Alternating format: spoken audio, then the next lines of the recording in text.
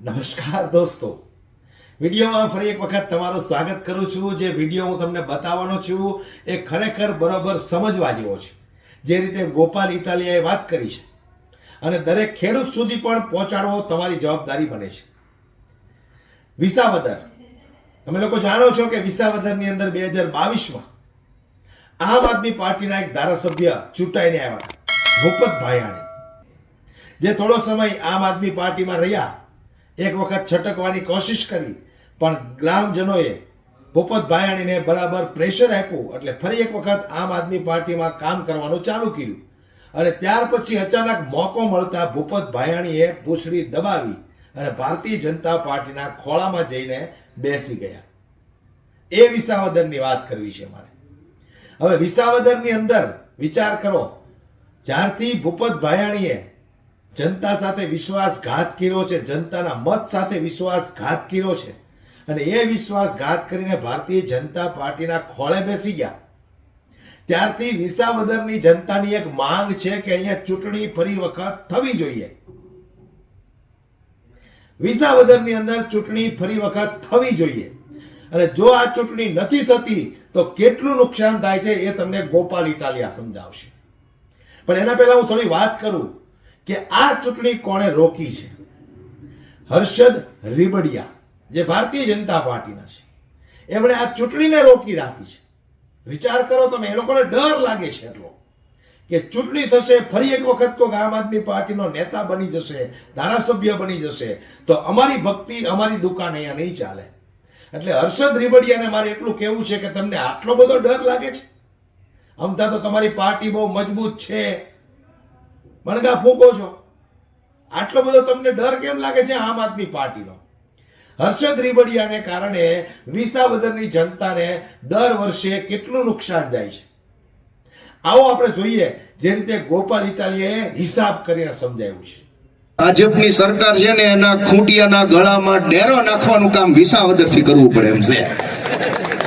170 સીટો વાળો ખૂંટિયો ગાંડો થયો છે, ડેરો નાખવાનો છે। પણ સાંભળો, તમે ડેરો નાખ્યો ગઈ ચૂંટણીમાં, પણ ખૂંટિયો ડેરો તોડાવી જોઈએ, ખૂંટિયાએ ડેરો તોડાવ્યો, પણ ફરીથી ડેરો નાખવો છે કે નથી નાખવો? હું તમને એક વિનંતી કરતો જાઉં, હાથ જોડીને પગે લાગીને વાત કરું છું બધાને, જ્યાં સાંભળે જે તેને વૈયા ગયા એને હાથ જોડીને કહું છું કે વિસાવદર વિધાનસભાની ચૂંટણી હર્ષદભાઈ રીબડિયાએ રોકી રાખી છે। અહીંયા આવીને એને કીધું કે વડાપ્રધાન ઉધી જાય, હર્ષદભાઈના પગમાં બેહીને હું તો કહું છું, આ વિનંતી આપણે વિરોધ નથી કે આ વિસાવદરમાં ધારાસભ્ય હોત, ચૂંટણી આવી હોત, ધારાસભ્ય હોત તો ગમે એવું મોટું આંદોલન કે ગમે તે વસ્તુ કરી શકાય હોત।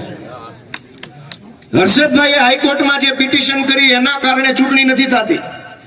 હું ગુજરાતના ચૂંટણી કમિશનરને, હું ને ઈશુદાન રૂબરૂમાં મળ્યા, એને અમને લેખિતમાં આપ્યું ગુજરાતના ચૂંટણી કમિશનરે કે હર્ષદભાઈ અરજી પાછી ખેંચી લે તો ચૂંટણી થાય। હું મનોજ સોરઠિયા, સાગરભાઈ રબારી દિલ્હીની અંદર ચૂંટણી કમિશનરને મળ્યા કે વિસાવદરની ચૂંટણી કરાવો, એને લેખિતમાં આપ્યું ભારતના ચૂંટણી પંચે લેખિતમાં કે હર્ષદ રીબડિયાએ હાઈકોર્ટમાં અરજી કરીને એટલે ચૂંટણી નહીં થાય। તમે વિચાર કરો, એક ધારાસભ્યને એક વર્ષે 1.5 કરોડ રૂપિયા ગ્રાન્ટ મળે, 20 કરોડ ધારાસભ્ય સાહેબ 20 કરોડ રૂપિયા બીજા અલગથી દર વર્ષે ખાલી રોડ બનાવવા માટે મુખ્યમંત્રીના કોષમાંથી પૈસા મળે, 20 કરોડ અલગથી, 1.5 કરોડ અલગથી જનતાનું કામ કરવા માટે। હર્ષદભાઈ અરજી પાછી નો ખેંચે, બે એક પાર્ટીમાં છે, છતાંય જો હર્ષદભાઈ અરજી પાછી નો ખેંચે, એના કારણે વિસાવદર વિધાનસભાની અંદર 100 કરોડ રૂપિયાનું નુકસાન થવાનું છે। આ 4 વર્ષની 1.5 કરોડ લેખે 6 કરોડની ગ્રાન્ટ, 20 કરોડ લેખે 80 કરોડ બીજા એટીવીટીની ગ્રાન્ટ, જિલ્લા આયોજનની ગ્રાન્ટ, બીજી ડીએમએફની ગ્રાન્ટ, આયોજન પંચની ગ્રાન્ટ, હજારો ગ્રાન્ટો ધારાસભ્ય નહીં હોવાના કારણે પાછી જાય છે અને એનો દોષ હું જાહેરમાં કહું છું કે હર્ષદભાઈની અરજી ઉપર જાય છે અને એ હર્ષદભાઈ અહીંયા આવીને સલાહ આપે છે। 100 કરોડ રૂપિયાનું નુકસાન વિસાવદર વિધાનસભાને જઈ રહ્યું છે। વાત ખાલી ઇકો ઝોન પૂરતી નથી, ધારાસભ્યની ગ્રાન્ટ ક્યાં જાય? ધારાસભ્ય નહીં હોય, ગ્રાન્ટ સરકાર બીજી રીતે વાપરી જશે। દર વર્ષે ખાલી રોડ બનાવવા માટે એક ધારાસભ્યને 20 કરોડ મળે, મુખ્યમંત્રી આપે. તમે કયો આ વિસાવદર ભેસાણ વિધાનસભામાં રોડની જરૂર છે કે નહીં? ધારાસભ્ય હોત તો આ નહીં તો બીજા નહીં તો ચોથા ગામમાં રોડ બને હોત કે ન બને હોત? ધારાસભ્ય હોત તો ગ્રામ પંચાયતની અંદર ઘણા ગામડાની અંદર પેલું નમૂના નંબર 2 નથી કાઢી આપતા, માલિકીનું પત્રક કાઢી આપતા હોત ધારાસભ્ય લડાઈ કરે તો. ધારાસભ્ય નથી, ચૂંટણી થવા દેવી નથી. જમીન માપણીની અંદર એવડો મોટો પ્રશ્ન ઉપસ્થિત થયો છે, આની જમીન આમાં કાગળિયામાં આમથી આમ ભરી ગયા. વાત સાચી છે ખોટી? કોણ રજૂઆત કરશે? ખેડૂતો માટે હું જી આપી દઈશ, પણ ચૂંટણી નહીં થવા દઉં. ચૂંટણી નહીં થવા દઉં, ધારાસભ્ય નહીં બનવા દઉં. તમારા 100 કરોડનું નુકસાન કરાવીશ. તો આપી દીધો કે લઈ લીધો, આપણે કોઈનો વિરોધ નથી. હું તમને કહીશ, તમને સમજાય, 100 કરોડ રૂપિયાનું વિસાવદર વિધાનસભાને નુકસાન જવાનું છે ચૂંટણી 27 સુધીમાં. તમને માન્ય છે કે અમાન્ય છે? કયો છે?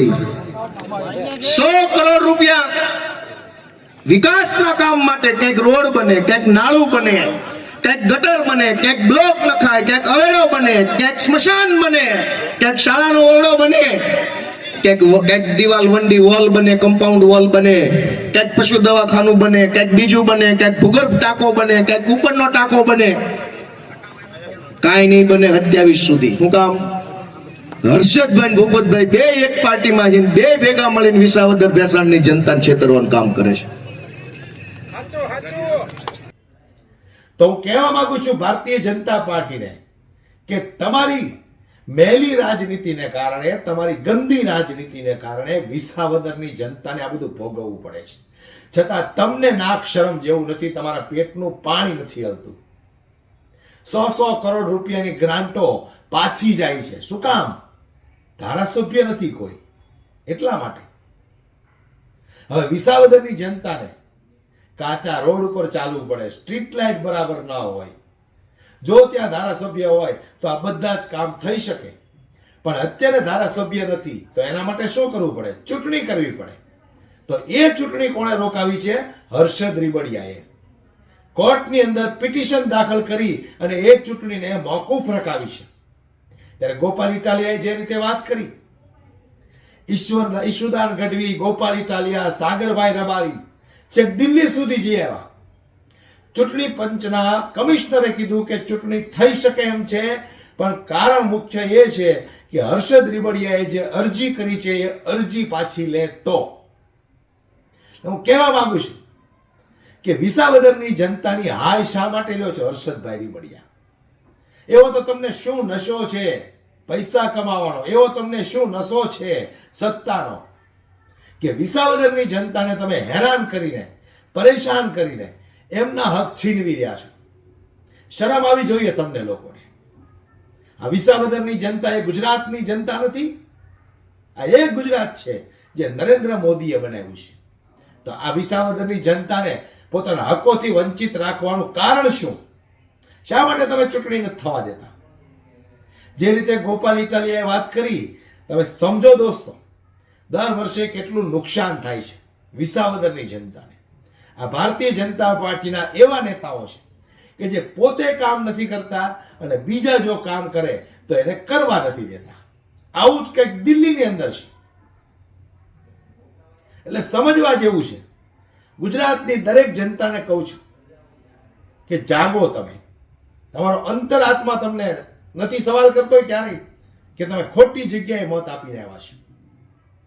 તમારી આત્માને તમે પૂછજો કે હું જે વોટ આપીને આવ્યો છું કમળના બટનને, એ યોગ્ય છે કે નથી? અને જો યોગ્ય હોય તો આવી રીતે જનતા કેમ પીસાય છે ભારતીય જનતા પાર્ટીના શાસનમાં? આ વિચારવા જેવી વસ્તુ છે દોસ્તો. વિડીયોને વધુમાં વધુ શેર કરીને દરેક લોકો સુધી પહોંચાડો અને ખેડૂતો સુધી તો આ વિડીયો ખાસ પહોંચાડો. એમને ખબર પડે કે મહિને 500 રૂપિયા જે નરેન્દ્ર મોદી આપે છે, મહિને 500 રૂપિયા એટલે 2000 રૂપિયા જે આવે છે ને એની વાત કરું છું.